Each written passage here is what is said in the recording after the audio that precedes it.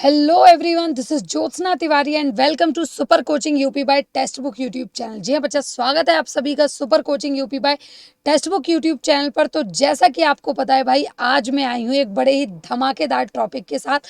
और टॉपिक क्या हो सकता है वो तो आपको अपने थंबनेल पे ऑलरेडी पता चल गया होगा, अपने पोस्टर में, कि टॉपिक क्या हो सकता है। तो ये कहीं ना कहीं आज जो मैंने टॉपिक चुना है ना, ये लोगों के अंदर क्यूरोसिटी बना के रखता है ना। देखा जाए तो कहीं ना कहीं लोगों के अंदर क्यूरोसिटी होती है।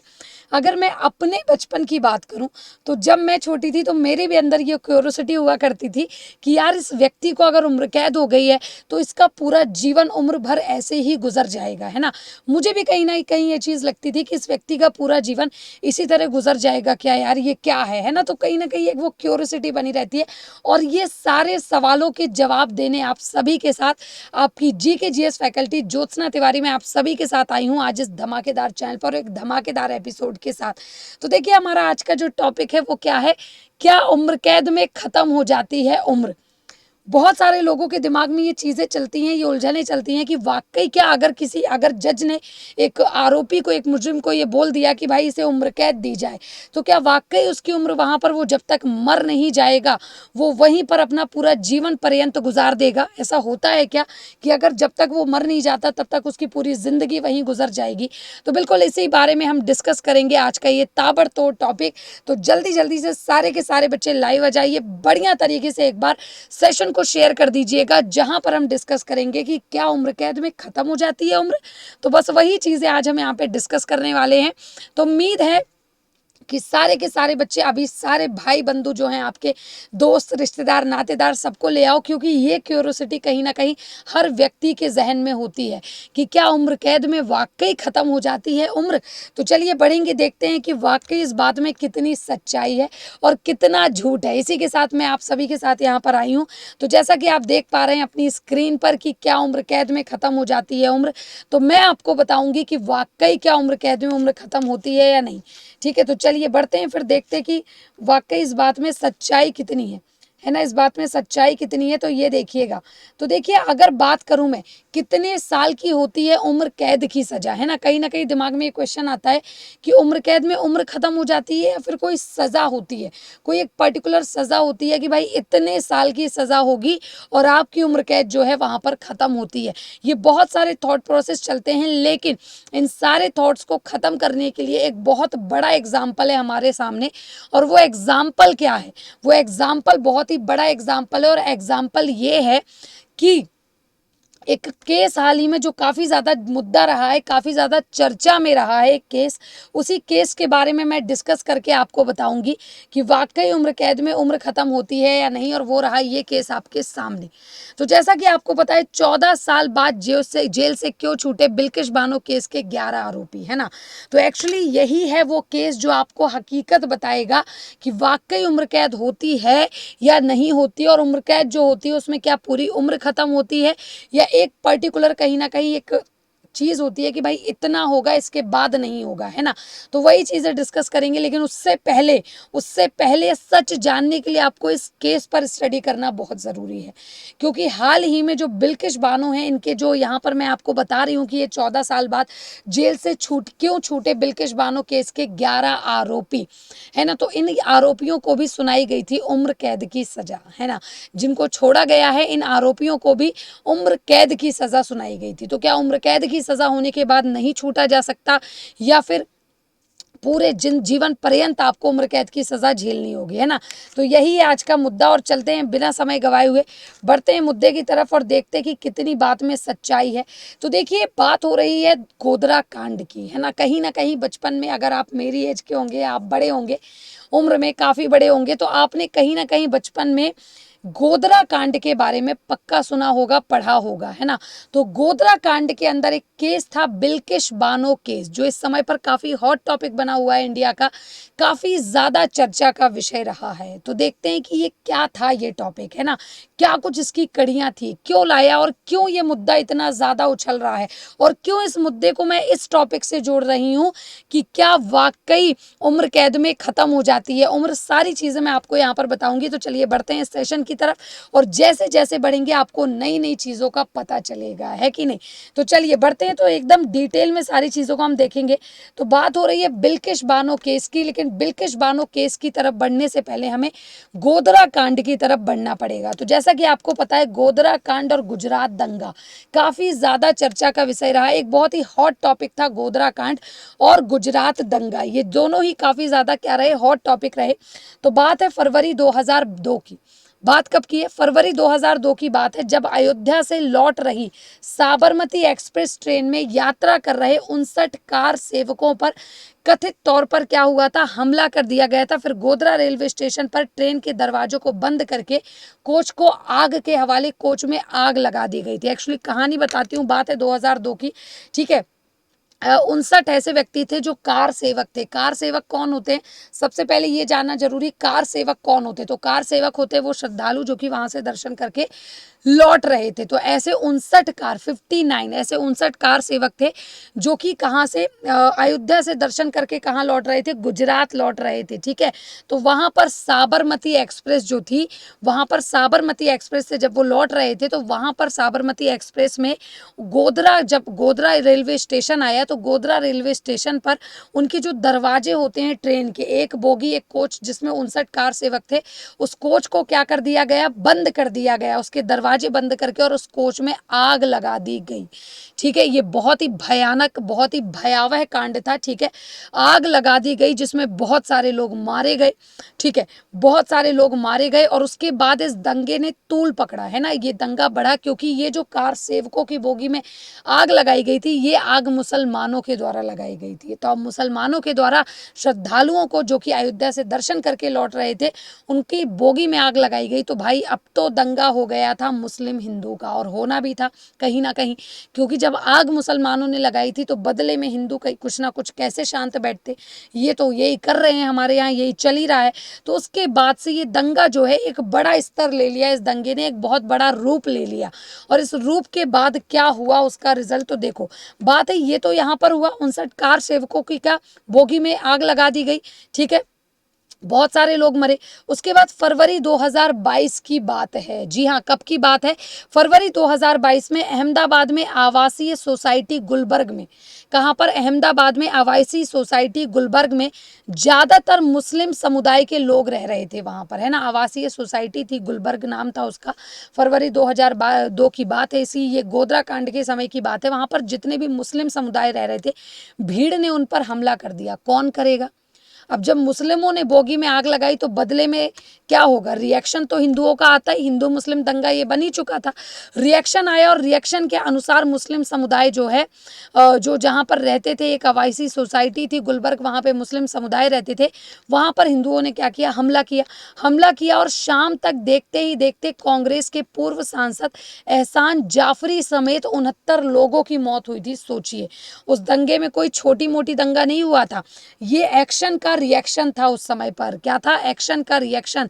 जो एक्शन मुसलमानों ने किया था, उस बोगी पर उसका रिएक्शन दिया गया था, उस आवासीय सोसाइटी पर जहां पर मोमडन्स की सोसाइटी थी, मोमडन्स भरे हुए थे, वहां पर हमला हुआ, दंगे हुए, और कांग्रेस के एक नेता जिसका नाम था एहसान जाफरी, और उनके समेत 69 लोगों की मौत हो गई। सोचो, उनको समेत देखा जाए तो उनके समेत 69 लोगों की क्या कर दी गई, हत्या कर दी गई, मौत हो गई। उसके बाद आया मार्च में गोधरा कांड, है ना।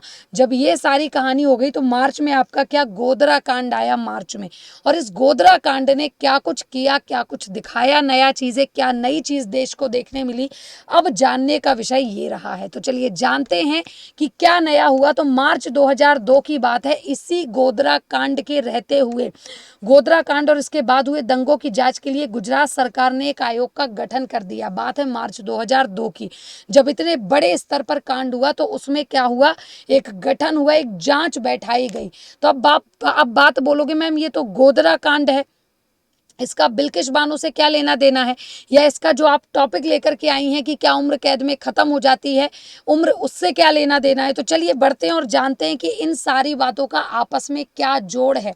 ठीक है, ये जानने वाली चीज़ है कि इन सारी बातों का आपस में क्या जोड़ है। तो देखो यहाँ से आपको पता चलेगा। अगर मैं बात करूँ आज के इतिहास की, ठीक है, अगर मैं बात करती हूँ आज के इतिहास की, तो भाई आज का इतिहास ये कहता है कि 20 साल पहले गोधरा कांड हुआ था 2002 में, है ना। 2002 में लगभग 20 साल पहले क्या हुआ था, गोधरा कांड हुआ था। और ये कांड 27 फरवरी को गोधरा स्टेशन पर साबरमती ट्रेन में आग लगा दी गई थी, जो कि मैंने आपको बताया।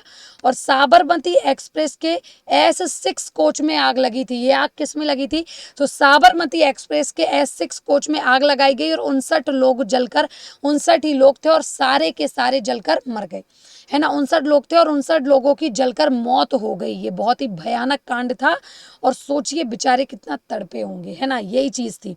तो गोधरा कांड के लिए कोर्ट ने 31 लोगों को दोषी ठहराया था और सभी को उम्र कैद की सजा हुई थी। सोचो, जो ये गोधरा कांड हुआ, ये जिसमें ये लोग मारे गए, जिसके लिए 31 लोगों को, ठीक है, दोषी ठहराया गया, 31 लोगों को दोषी ठहराया गया। ये कार सेवक के बाद का मामला है।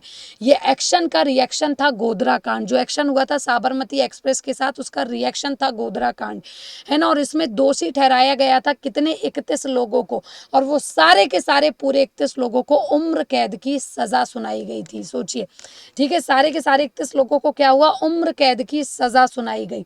आगे क्या हुआ, तो ये गोधरा कांड एग्जैक्टली मैटर क्या था, ये सबसे बड़ा जानने का विषय है कि गोधरा कांड एग्जैक्टली क्या मैटर था। तो यहाँ पे आप देख सकते हैं, देखो यहाँ पर मैं बताती हूँ, गोधरा दंगों के दौरान एक व्यक्ति थी, एक लेडी थी, जिसका नाम था बिल्किश, है ना।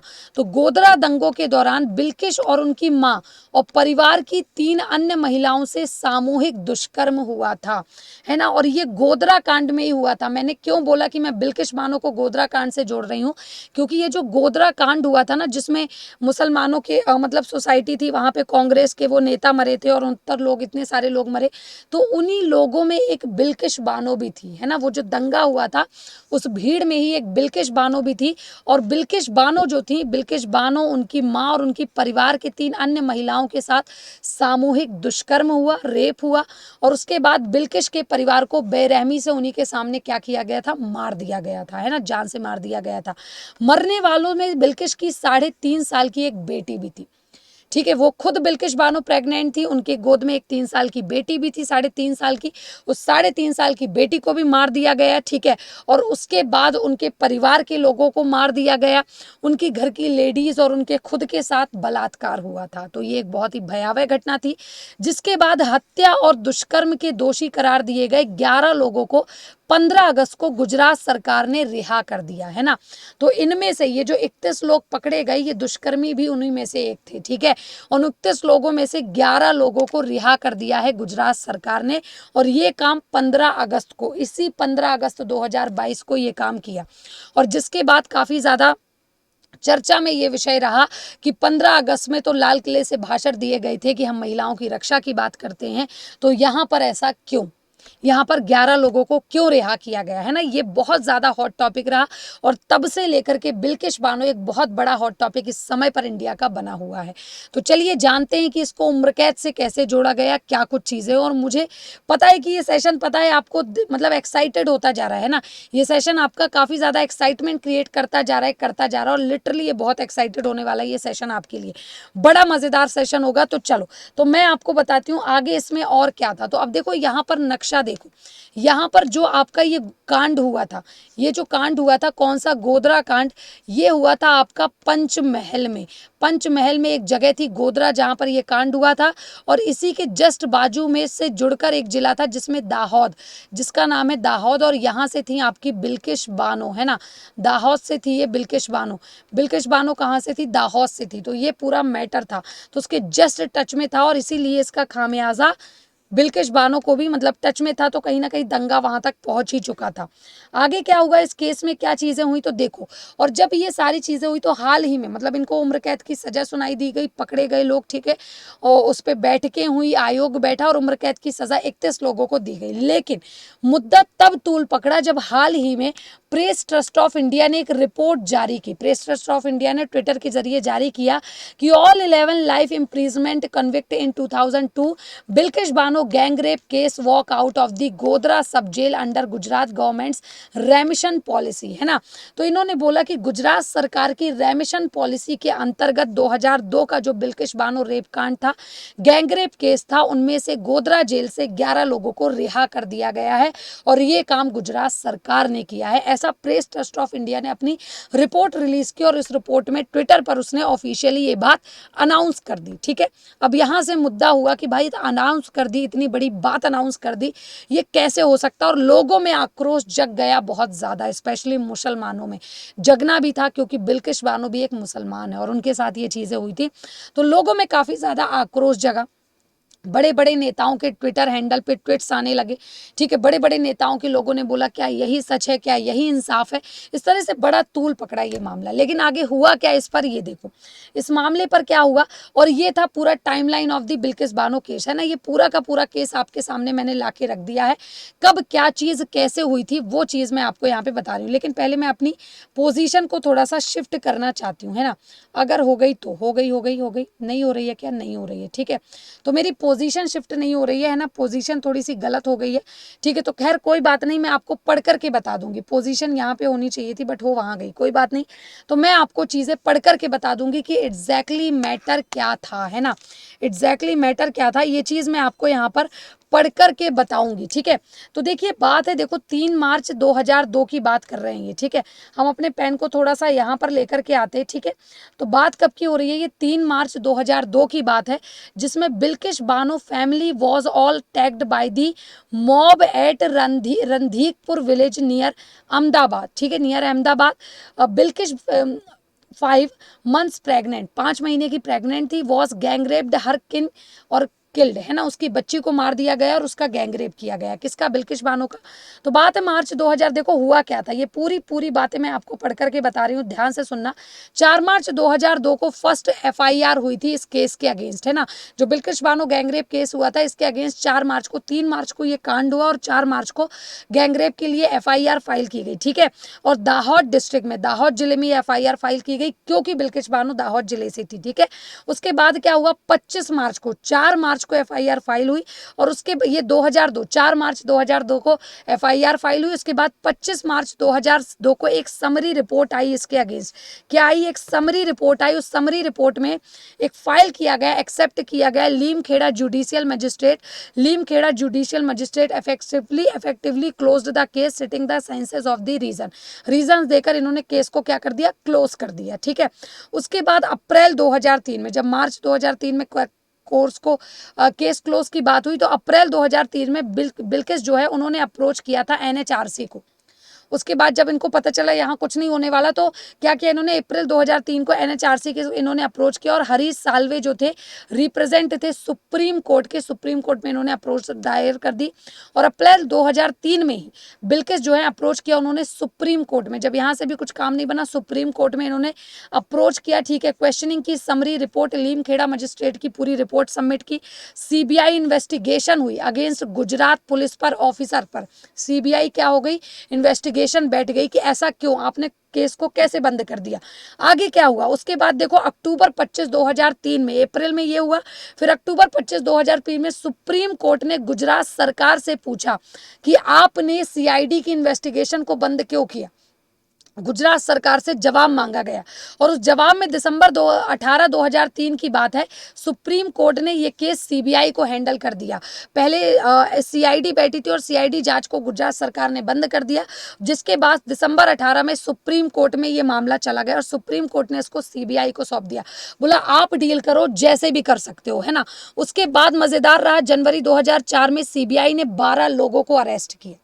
सीबीआई ने 12 लोगों को अरेस्ट किया और फरवरी 11 2004 में सीबीआई ने एक इंतरिम रिपोर्ट फाइल की कंप्लीटली गुजरात पुलिस के अगेंस्ट, है ना, एक हाईलाइट करके एक गुजरात पुलिस को एक रिपोर्ट क्या की, फाइल की।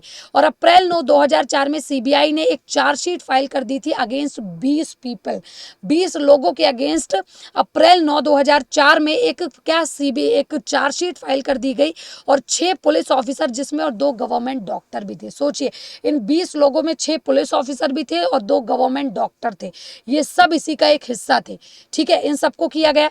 उसके बाद मई 2004 में सीबीआई ने फाइल की फाइनल रिपोर्ट मेंशन किया, ठीक है, और कंप्लीटली गुजरात कॉप्स को के कंप्लीसिटी की गुजरात कॉप्स के साथ। ठीक है, जुलाई 2004 में क्या हुआ फिर, Bilkis filed petition to transfer the case outside of Gujarat, है ना। 2004 जुलाई 2004 में बिल्किश बानो ने ऐसी पिटीशन याचिका दायर की कि ये जो केस है इसको गुजरात के बाहर लेकर के प्लीज सॉल्व किया जाए, गुजरात के बाहर, क्योंकि यहाँ पे मुझे इंसाफ नहीं मिल पा रहा है। ऐसा किसका कहना था, ये कहना था बिल्किश बानो का। जिसके बाद अगस्त 2004 में जो केस था ट्रांसफर किया गया स्पेशल सीबीआई कोर्ट मुंबई को, तो उनकी मान मांगी गई, गुजरात से बाहर केस गया और अगस्त 2004 में ये केस जो है स्पेशल सीबीआई कोर्ट मुंबई को हैंडओवर कर दिया गया और जनवरी 13 2005 में चार्ज फॉर्म किया गया, 4 फॉर्म हो गया। और फरवरी 20 2005 को बिल्किश आइडेंटिफाई ने 12 लोगों को आइडेंटिफाई किया, बिल्किश ने 12 लोगों को आइडेंटिफाई कर लिया कि हाँ ये वही लोग थे जो उस गैंग रेप में शामिल थे। 2005 की ये बात है, अहमदाबाद में जो हुआ था। ठीक है, उसके बाद जनवरी 21 2008 को, लगभग 3 साल बाद, special court convict 11 man and sentence them to the imprisonment of raping Bilkis. उसके बाद 2008 में एक याचिका जिसमें 11 लोगों के खिलाफ सुप्रीम कोर्ट, जिसमें इंक्लूडिंग डॉक्टर भी इंक्लूड थे और 7 बाहर आउटसाइडर लोग थे, कॉप्स थी उनमें, जो पुलिस थे वो थे, उन लोगों को रिहा करने की बात कही गई। और मई 4 2017 की बात है, सुप्रीम कोर्ट ने 7 पीपल, आम आदमी, 5 पुलिस और 2 डॉक्टर जो थे, इनको चार्ज के अंतर्गत परफॉर्मिंग करने, ड्यूटी परफॉर्म करने एविडेंस के अकॉर्डिंग, इस तरह से इन पर क्या हुआ, टेम्परिंग की गई। और 10 जुलाई 2017 को सुप्रीम कोर्ट ने डिसमिस कर दिया अपील को और सुप्रीम कोर्ट ने कहा उम्र कैद का मतलब उम्र ही होगी, पूरी उम्र आप सजा भुगतो, ये बात कही। और सुप्रीम कोर्ट ने डिसमिस कर दी इस अपील को। इन 11 लोगों को छुड़वाने के लिए जो अपील हुई थी, इस अपील को सुप्रीम कोर्ट ने डिसमिस कर दिया और doctors and 4 policeman against conviction हो गए। ठीक है, ये बात हुई। लेकिन 2017 के बाद हुआ क्या, तो अप्रैल 2019 की बात है, बात कितनी है, अप्रैल 2019 में सुप्रीम कोर्ट ने डायरेक्ट गुजरात गवर्नमेंट पे 50 लाख का जुर्माना, एक जॉब एक अकोमोडेशन बिल्किश बानो को देने की बात कही। सुप्रीम कोर्ट ने बोला कि गुजरात सरकार को बिल्किश बानो को पहले 50 लाख रुपए देने होंगे, एक सरकारी नौकरी देनी होगी, ठीक है, और रहने के लिए घर देना होगा, इतना कुछ बिल्किश बानो को देना होगा। उसके बाद बात है अक्टूबर 2020 की। अक्टूबर 2020 में बिल्किश अगेंस्ट अप्रोच, सॉरी ये देखो कहाँ हो गया, अक्टूबर 2020 की बात है। बिल्किश ने जो है, ठीक है, अप्रोच से supreme court set he was not satisfied, है ना। 2020 में कहा इन्होंने कि आपके इतने मैटर से, आपके इतने डिसीजन से हम सेटिस्फाई नहीं है। ठीक है, complaints of the apex court order with regard the job offer and provision for the accommodation made by the state government, the supreme court asked Bano take care approach authorities with her grievance, है ना। इन्होंने बात कही कि भाई हम इतने से सेटिस्फाई नहीं है, तब इन्होंने गुजरात सरकार को बोला कि भैया आपने ये तक आपने दिया नहीं, कर दो इनको सारी चीज़ें दो। तो अभी के आज के डेट की बात करूँ तो सुप्रीम कोर्ट से, गुजरात सरकार से इनको एकोमोडेशन भी मिल चुका है, इनको 50 लाख रुपए भी मिल चुके हैं।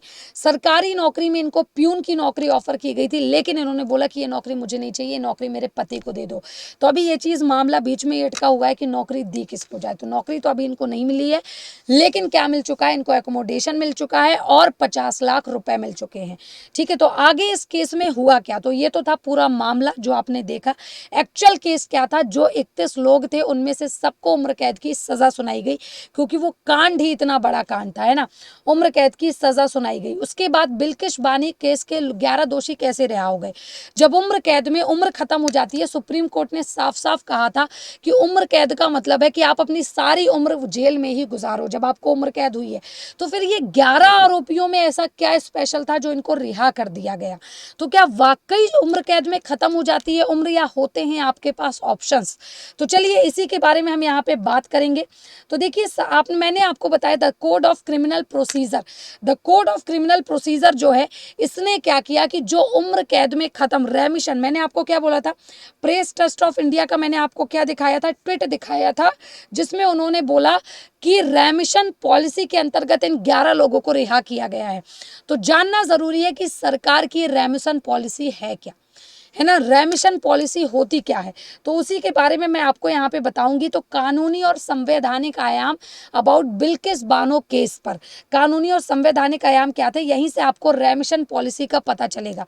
तो देखो लिखा है what are the laws available और रेमिशन, ये जो रेमिशन पॉलिसी है इसमें किस तरह के लॉज अवेलेबल है और ये क्या है रेमिशन पॉलिसी। तो देखिएगा संविधान का जो अनुच्छेद 72 है, संविधान का अनुच्छेद 72 और 161 के तहत राष्ट्रपति और राज्यपालों को क्रमशः अदालतों द्वारा पारित सजा, जो सजा दी गई है, आरोपी को उम्र कैद दी गई है, उसको माफ करने के लिए, सजा को माफ करने के लिए, उसे हटाने के लिए या कम करने की शक्ति दी गई है। संविधान का अनुच्छेद 72 और 161 के अंतर्गत राष्ट्रपति और राज्यपाल जो हैं वो जिस विक्टिम को वो सजा, जो आरोपी को जो सजा दी गई है उस सजा को वो माफ कर सकते हैं, उसको हटा सकते हैं, उस सजा को कम कर सकते हैं, ऐसे अधिकार इनको दिए गए हैं, ऐसी शक्तियां दी गई हैं। किस आर्टिकल के अंतर्गत दी गई हैं ये मैंने बताया। और सीआरपीसी की धारा 432, सीआरपीसी की धारा, और यही है आपका सीआरपीसी, सीआरपीसी क्या है आपका, तो यही है, यही आपका the code of criminal procedure, code of criminal procedure, यही है आपका सीआरपीसी, ठीक है। और इसी के अंतर्गत जो है सीआरपीसी की धारा 432 के अंतर्गत राज्य सरकारों को दोषियों को छूट देने की अनुमति देती है। ये धारा जो है राज्य सरकारों को दोषियों को छूट देने की पूरी अनुमति देती है। कारागार और उनका प्रबंधन 7वीं अनुसूची के अधीन राज्य के दायरे में आते हैं, ठीक है। आगे बात करूं तो जेलों का प्रशासन और प्रबंधन 1894 के कारागार अधिनियम और प्रत्येक राज्य के जेल नियमावली के द्वारा शासित किया गया है। लेकिन ये है क्या, वाकई इसमें छूट दे दी जाती है, अगर इनको मतलब अधिकार है कि उम्र कैद को ये थोड़ा कम कर सकते हैं, तो क्या वाकई कम कर सकते हैं या नहीं कर सकते, है ना, वाकई इसको कम कर सकते हैं या नहीं। तो आगे की कहानी हम यहाँ से जानेंगे।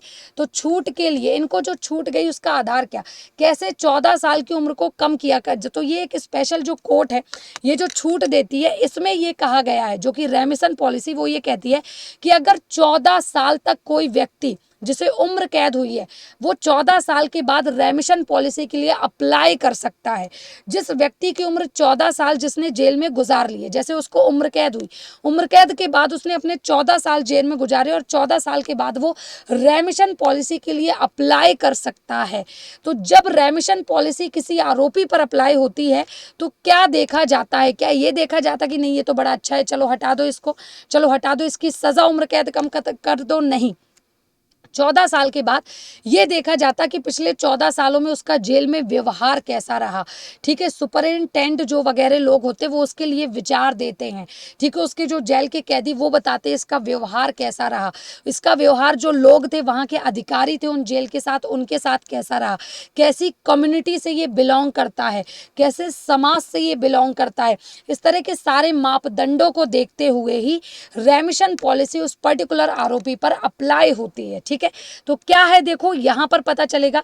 तो देखो इसको एक केस के जरिए मैं बता रही हूँ आपको, एक केस के जरिए बता रही हूँ कि क्या है ये पॉलिसी और क्या कुछ होता है इसमें नया। तो देखिएगा लक्ष्मण नस्कर बनाम भारत संघ 2000 एक आया था, एक मैटर आया था जिसका नाम क्या था, उस मैटर का नाम था लक्ष्मण नस्कर बनाम भारत संघ 2000 में सुप्रीम कोर्ट ने 5 आधार निर्धारित किए थे जिन पर छूट पर विचार किया गया। अगर ये 5 चीजें उस आरोपी में हैं तो उसे 14 साल के बाद रिहा कर दिया जाएगा, उसे पूरी उम्र कैद की जरूरत नहीं पड़ेगी, ठीक है। तो देखिएगा क्या अपराध का एक व्यक्तिगत कार्य है जो समाज को प्रभावित नहीं करता है, ठीक है, ये बात इन्होंने कही। देखो एक ऐसा अपराध जिससे पूरे समाज को कोई नुकसान ना हो या समाज पर बहुत बड़ा छाप ना छोड़े, अगर उसका अपराध कुछ ऐसा हो, क्या भविष्य में अपराध के दोहराए जाने की संभावना है, अगर ऐसा वो इंश्योर करे कि भविष्य में ये अपराध जो है ये दोबारा दोबारा नहीं दोहराया जाएगा। जो उसने गलती की वो दोबारा गलती नहीं करेगा। और अपराधी ने अपराध करने की क्षमता अगर खो दी हो, अपराधी जो है अब वो वैसा अपराध ही ना कर पाए, इतना बचा ही ना हो वो इस लायक, ठीक है, इतनी उम्र ही उसकी ना बची हो, या जो भी हो, उसके हाथ पैर या कुछ भी हो, कोई भी डिसेबिलिटी उसके साथ हो गई हो।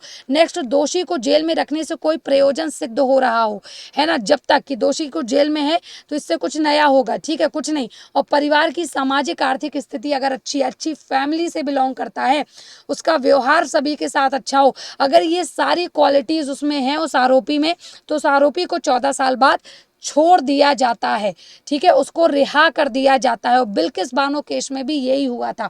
14 साल बाद देखा गया वो सारे लोग, जो 11 लोगों को छोड़ा गया, वो एक अच्छी फैमिली से बिलोंग करते थे, अच्छे समाज से बिलोंग करते थे। बोला गया कि इनका जो मतलब कि जो जेल के जो सुपरिंटेंडेंट वगैरह थे, जो अधिकारी थे, उन्होंने उनके बारे में अच्छी बातें कही, रिपोर्ट अच्छी पब्लिश की। जो आसपास के लोग थे उनके, उन्होंने बोला कि नहीं भाई ये लोग सही थे, और तब जाकर के उनको क्या किया गया, छोड़ा गया, रिहा किया गया। तो देखो क्या हुआ, ये जो स्पेशल रेमिशन क्या क्या दे सकता है, विमन, ट्रांसजेंडर या convict above 50, man above 60। Special रेमिशन किन किन लोगों को, देखो सबको मिली भी नहीं है। मैंने क्या बताया, 31 लोगों को गिरफ्तार किया गया था, 31 लोगों को उम्र कैद की सजा हुई, लेकिन क्या केवल 11 लोग छूटे। तो ये रेमिशन पॉलिसी किस पे, अगर कोई औरत ने जुर्म किया है और वो 50 साल से ऊपर है, और कोई मैन है जो 60 साल से ऊपर है, ऐसे लोगों पर अप्लाई होती है remission policy. Convicts who have completed 50% of the total sentence, जितनी सजा है उसका 50% लगभग वो कवर कर चुका है, ठीक है, तो उसको उसके लिए रेमिशन पॉलिसी अप्लाई है। कन्विक्ट्स विद 70% और मोर फिजिकल डिसेबिलिटी, अगर 70% और उससे ज़्यादा वो विकलांग है, तो क्या हो जाएगा, कंप्लीटेड 50% ऑफ सेंटेंस को अप्लाई कर लेता है, तो उसको रेमिशन पॉलिसी उस पर अप्लाई होती है। टर्मिनली इल कन्विक्ट, अगर बीमार ही रहता है वो, if they have completed 2/3 of the sentence, है ना, तो उसको रेमिशन पॉलिसी अप्लाई हो जाती है, ठीक है। Convict who have completed sentence but are still in jail because they don't have money to pay fine, तो ऐसे पैसा नहीं है उनके पास पे करने के लिए, उन्होंने भले अपनी सजाएं पूरी कर ली हैं, ठीक है, पैसा पे करने के लिए नहीं है, जो जुर्माना लगा है वो पे करने के लिए नहीं है, तो ऐसे लोगों पे भी रेमिशन पॉलिसी अप्लाई होती है। यंग अडल्ट कन्विक्ट 18 से 21 साल तक with no other criminal record, उनके खिलाफ केवल एक ही क्रिमिनल रिकॉर्ड हो, दूसरा कोई क्रिमिनल रिकॉर्ड ना हो, तो ऐसे लोगों को भी रेमिशन पॉलिसी अप्लाई होती है। बिल्किस बानो के जो 11 आरोपी थे जिनको रिहा किया गया, उनके अलावा भी, उस कांड के अलावा उनके ऊपर किसी प्रकार का कोई भी केस, क्रिमिनल केस नहीं चल रहा था, है ना, इसीलिए उनको रिहा किया गया। आगे देखो, डेथ सेंटेंस कन्विक्ट और whose death penalty has been commuted to life, ठीक है, देखो अगर आपको किसकी उम्र कैद की जगह मौत की सजा सुनाई गई है ना, कि डेथ की सजा सुनाई गई है, तब आप पर रेमिशन पॉलिसी नहीं अप्लाई होती। कन्विक्टेड जेल फॉर टेररिज्म, अगर आपने कोई टेररिस्ट है, कोई हाईजैक कर रखा है, ठीक है, करेंसी मनी लॉन्ड्रिंग संबंधित कोई क्राइम है, तो आप पर रेमिशन पॉलिसी अप्लाई नहीं होगी, ठीक है। और अगर कोई डाउरी डेथ है ना, अगर आपने किसी से दहेज प्रथा की डिमांड की और इतनी की कि अगला बंदा मर गया, तो आपको रेमिशन पॉलिसी आप पे अप्लाई नहीं होगी, ठीक है। और चाइल्ड सेक्सुअल अब्यूज किया, अगर आपने किसी बच्चे के साथ रेप किया है, तो आप पर रेमिशन पॉलिसी अप्लाई नहीं होगी। ह्यूमन ट्रैफिकिंग की है, लोगों को बेचा है यहाँ वहाँ, इंसान मतलब कि लड़कियां बेची है, इस तरह से केस होते रहते, तो आप पर रेमिशन पॉलिसी अप्लाई नहीं होती है। और याद रखना, special remission to be granted only on, और ये रेमिशन पॉलिसी केवल कब कब अप्लाई होंगी, कब कब, ये रेमिशन पॉलिसी केवल 3 दिन अप्लाई होती है, ठीक है, साल में केवल 3 बार, एक तो इंडिपेंडेंस डे को, और एक रिपब्लिक डे को, और एक इंडिपेंडेंस डे 2023, ठीक है। तो इन 3 दिन इनकी अप्लाई हुई थी। और 15, देखो आपने देखा कब छोड़ा गया, इंडिपेंडेंस डे 15 अगस्त को छोड़ा गया था उन आरोपियों को। तो ये केवल 3 दिन ही, इस तरह से आप इन पर एक्शन नहीं ले सकते, इन पे एक्शन ही केवल 3 दिन होता है, ठीक है। तो ये थी एक बहुत ही जानकारी सटीक थी। उम्मीद है आपको ये जानकारी पसंद होती है, आ जाएगी, मतलब आई होगी। तो क्या कहती है इस पे CrPC, criminal code of justice जो मैंने बताया था उस पे सीआरपीसी क्या कहती है। तो सीआरपीसी की धारा 432(7) में कहा गया है साफ साफ कि उपयुक्त सरकार, जैसे गुजरात सरकार थी, उस राज्य की सरकार है जिसके भीतर अपराधी को सजा सुनाई जाती है या उक्त आदेश पारित किया जाता है। इस प्रकार वर्तमान में यह महाराष्ट्र राज्य होगा जो उपयुक्त सरकार होगी। ठीक है, तो अभी देखो जैसे कि रेमिशन पॉलिसी के अंतर्गत इनको हटाया गया, तो क्या बोलोगे गुजरात सरकार ने हटाया? नहीं, महाराष्ट्र सरकार ने, क्योंकि केस कहाँ आया था? मुंबई में आया था। आगे देखो सीआरपीसी की धारा 435 में कहा गया है कि जब किसी मामले की जांच किसी केंद्रीय एजेंसी के द्वारा की जाती है, जैसे सीबीआई कर रही थी, तो केंद्र सरकार की सहमति के बिना राज्य सरकार द्वारा छूट का कोई आदेश पारित नहीं किया जा सकता। तो महाराष्ट्र सरकार भी इनको नहीं छोड़ पाती अगर केंद्र सरकार ने उस पर इनको छोड़ने पे मोहर ना लगाई होती। तो ये 11 आरोपी जो हैं वो महाराष्ट्र और केंद्र सरकार दोनों की परमिशन से छूटे हैं। क्योंकि ऐसा इसलिए कहा गया है, क्योंकि सीआरपीसी की धारा 435 बोलती है कि अगर ये केस कोई सेंट्रल एजेंसी डील कर रही है, जैसे सीबीआई कर रही थी, तो दोनों की परमिशन जरूरी है, याद रखना। आगे सीआरपीसी की धारा 432(2) क्या कहती है? ये देखो, धारा 432(2) कहती है कि उपयुक्त सरकार उस अदालत के पीठासीन न्यायाधीश की राय ले सकती है जिसकी पहले व्यक्ति को दोषी ठहराया गया था। मतलब महाराष्ट्र सरकार ने जो दिया आदेश वो तो ठीक है, महाराष्ट्र कोर्ट में जो दिया गया, लेकिन इसके अलावा अगर वो चाहे तो ये पहले मामला कहाँ? गुजरात कोर्ट में चल रहा था, गुजरात सरकार में, तो वहां पर वो राय ले सकती है गुजरात सरकार किसे कि देखो क्या करना चाहिए क्या नहीं, क्योंकि एक्चुअल जो केस था वो तो गुजरात का था, इसलिए। ठीक है, आगे देखो तो रामचंद्र बनाम छत्तीसगढ़ राज्य, एक और ऐसा केस हुआ था, रामचंद्र बनाम छत्तीसगढ़ राज्य में सुप्रीम कोर्ट ने कहा कि कोर्ट के पास छूट से संबंधित सरकार के फैसले की समीक्षा करने की शक्ति है। मतलब अगर सरकार ने फैसला दे दिया कि भाई इसे छोड़ दो, उसके बावजूद अगर कोर्ट चाहे तो उस पर दोबारा पुनर्विचार कर सकती है। ठीक है, कोर्ट चाहे तो, लेकिन अगर कोर्ट की भी सहमति, सरकार सबकी सहमति एक साथ है, फिर तो कोई बात ही नहीं है, फैसला एक पक्ष में ही होगा। लेकिन अगर ऐसा नहीं है, तो अगर सरकार ने जो फैसला दिया है वो कोर्ट उससे सहमत नहीं है, तो वो उस पर पुनर्विचार उस फैसले पर कर सकती है। तो देखा जाए तो अल्टीमेट इसका मोटिव ये निकला कि अगर आपने काम अच्छा कर रखा है, ठीक है, अगर आपकी जो कंडीशंस है वो मानी गई हैं और आपका व्यवहार अच्छा रहा है, तो आपको क्या होगा? आप जो है आराम से आप क्या कर सकते हो? छूट प्रदान हो सकती है और आराम से आप छूट सकते हो। लेकिन आपके व्यवहार अच्छे, जो जो कंडीशन से, आप अच्छे समाज से बिलोंग करते हो, अधिकारियों की आपको लेकर के राय बहुत अच्छी हो, तो उम्र कैद से पहले भी छूटा जा सकता है ना। तो उम्मीद है आपको ये सेशन पसंद आया होगा। मुझे तो बड़ा मज़ा लगा पढ़ा करके, समझा करके, आपको भी बहुत मज़ा आया होगा, एक नई चीज़ पता चली। और इसी तरह के अतरंगी सेशंस चाहिए तो कमेंट बॉक्स में बताइएगा, और कमेंट बॉक्स में ये भी बताइएगा कि आपको नेक्स्ट सेशन क्या चाहिए।